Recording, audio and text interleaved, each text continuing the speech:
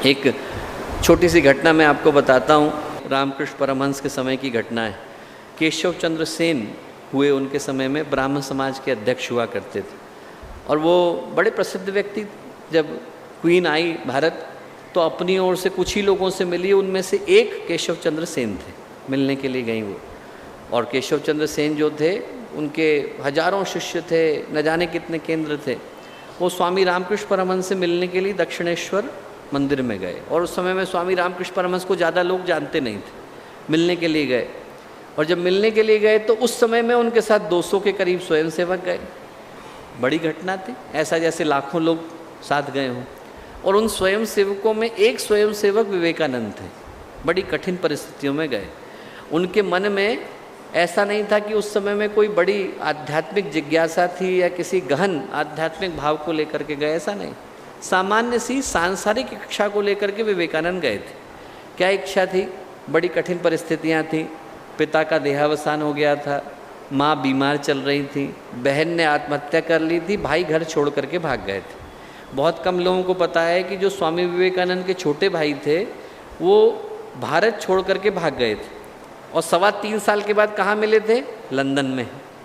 उसके बाद जिस दिन लंदन में मिले वहाँ 2 हफ्ते रहे, पैदल लंदन गए यहाँ से, और फिर वहाँ से पैदल चल दिए, फिर वहाँ से चल के आए। 7.5 साल तो स्वामी विवेकानंद के भाई घूमते ही रहे पैदल। तो ऐसी कठिन परिस्थिति थी। अकेले स्वामी विवेकानंद थे जिनके ऊपर जिम्मेवारी थी कि वो पैसा कमाए, कहाँ से लेकर के आए। उनको 13 जगह से नौकरी से निकाल दिया गया था। तो इतनी कठिन परिस्थिति में स्वामी विवेकानंद गए, इस भाव के साथ गए कि हमारे गुरु से मिलने के लिए इतने बड़े आदमी आ रहे हैं, थोड़ा सिफारिश कर देंगे तो जॉब लग जाएगी। अब वहाँ पर क्या हुआ कि केशव चंद्र सेन को तो रामकृष्ण परमहंस ने ऊपर बिठाया कुर्सी पर, जमीन पे जाकर विवेकानंद के साथ बैठ गए। लोगों को लगा कि ये परमहंस हैं, समझ ही नहीं पाए कि अध्यक्ष तो वहाँ बैठे हैं। उन्होंने कहा कि साहब अध्यक्ष वहाँ पर बैठे हैं। तो स्वामी रामकृष्ण परमहंस बोले, उधर दीपक जल रहा है, यहाँ पर सूरज उगने वाला है, मैं सूरज के पास जाकर के बैठा। फिर बोले केशव चंद्र सेन से कि केशव, जो तू कर रहा है वो करने के लिए भगवान का आदेश हुआ है?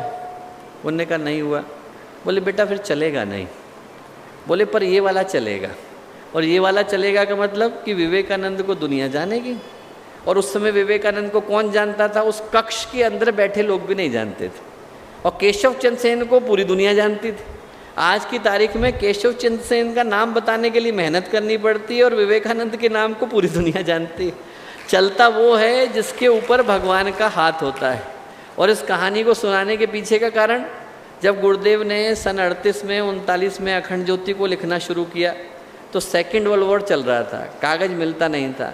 उस समय में गुरुदेव घर में बैठ करके अखंड ज्योति को हाथ से लिखते थे। छापने के लिए पैसे नहीं थे, स्याही नहीं मिलती थी। हाथ से 250 प्रतियाँ लिखते थे, और उन 250 प्रतियों को लेकर गुरुदेव अपने हाथ से बांट करके आते थे, मथुरा के अंदर दे करके आते थे। जितने लोग थे, बड़े बड़े लोग, उनके नाम नहीं बोलने चाहिए, बड़े बड़े लोग, वो बोले कि गुरुदेव चलेगी नहीं, पैसे आप लेते नहीं हो, विज्ञापन आप छापते नहीं हो, सेकेंड वर्ल्ड वॉर चल रहा है, कागज़ बड़ी मुश्किल से मिलता है। बोले ऐसे में ये चलेगी तो चलेगी कैसे? अखंड ज्योति नहीं चलेगी। गुरुदेव ने उनको उत्तर नहीं दिया, पर अखंड ज्योति के अंदर लिखा। क्या लिखा? इंसान की जलाई हुई हो तो बुझ जाए, भगवान की जलाई हुई हो तो अखंड जलेगी। भगवान की जलाई हुई है, अखंड जल रही। और गुरुदेव ने क्या लिखा? कल को यदि इस दीपक का, अखंड दीपक का पात्र टूट जाए, तेल चुक जाए, बत्ती थक जाए, तब भी इसके प्रकाश को रोकने वाला पैदा होने वाला नहीं है। ये भगवान का प्रकाश। सौभाग्य है हमारा। मन कभी कमज़ोर हो, आत्मबल कमज़ोर हो, आत्मविश्वास कमज़ोर हो, हम लोग याद करें कि हम लोग उस अखंड दीपक के, उस अखंड ज्योति के, उस देवी योजना के प्रतिनिधि हैं जिसके प्रकाश को रोकने वाला पैदा होने वाला नहीं है। हम लोगों का सौभाग्य कि हम लोग उस योजना के प्रतिनिधि के रूप में विराजमान हैं। मन के अंदर कभी भी ये लगे कि वो विश्वास थक रहा है तो गुरुदेव के इन शब्दों का स्मरण करें। ये भरोसा रखें कि दुनिया की ऐसी कोई चीज़ नहीं, ऐसी कोई ताकत नहीं जो हमारे बढ़ते कदमों को रोक सके, थाम सके। ऐसा कोई कोना शेष नहीं रहना चाहिए जहाँ पर गुरुदेव की ज्योति का प्रकाश न पहुँचे। हर जगह तक हमें पहुँचाने की आवश्यकता है। उठे तो विश्वास लेकर के उठें तो आत्मबल को लेकर के उठें तो इस भरोसे को लेकर के उठें कि इतनी बड़ी शक्ति ने हमारे ऊपर भरोसा रखा है।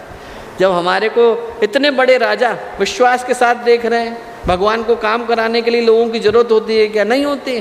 भगवान चाहें तो अपने काम को वैसे ही कर सकते हैं, पर इतनी बड़ी शक्ति ने, ईश्वर ने, परमात्मा ने, गुरुदेव ने, गायत्री माता ने हम जैसे अदनों के ऊपर भरोसा किया है, तो उस भरोसे को लौटाने के लिए हमारे को हमारे भीतर भरोसा पैदा करने की आवश्यकता है। यहाँ से उठें, भरोसा लेकर के उठें, आत्मबल लेकर के उठें। भगवान के काम को करना है तो थके हुए कदमों से उस काम को नहीं किया जा सकता। भगवान के काम को करना है तो हमारे चेहरे पर मुस्कुराहट होनी चाहिए, मन में विश्वास होना चाहिए, हृदय में बल होना चाहिए और अपने माथे पर शिकन जरा सी नहीं होनी चाहिए। यहाँ से निकलें तो खुशियाँ लेकर के उठें, सौभाग्य लेकर के उठें, बल लेकर के उठें, विश्वास लेकर के उठें और शक्ति लेकर के उठें।